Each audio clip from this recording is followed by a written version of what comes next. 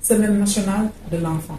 Ñuy profiter également ci visite de courtoisie bi ma Kumba defal tey ñu tombé ak la veille de la journée africaine de l'enfant africain qui sera célébrée demain le 16 juin sur tout le territoire national, mais ñun ñu koy lancer à Diourbel demain. Donc une journée boo xamante ni dafay commémorer le massacre de Soweto où des enfants se sont levés pour réclamer des droits. Donc depuis lors, l'Union africaine a institué la journée de l'enfant africain. Donc suba mu nekk la 33e édition ñu ngi koy lancer à Diourbel avec les enfants des daara, les enfants des écoles, avec tous les enfants, parce que tout le monde est concerné.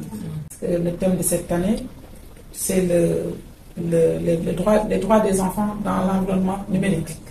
Comment mieux protéger les enfants dans ce monde ouvert-là. Et pendant une semaine, nous allons faire des actions pour faire la promotion des droits des enfants, sur tout le territoire national. Il y aura des panels, des discussions.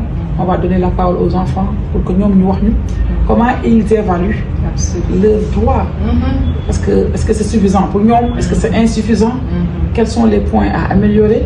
Donc c'est important que nous dégoûtions. Donc les enfants malades, les enfants qui sont dans les daara, les enfants qui sont dans les écoles, mais également on va évaluer ce qu'on a fait jusque-là. À partir de demain et pendant une semaine, nous allons faire des actions pour faire la promotion des droits des enfants.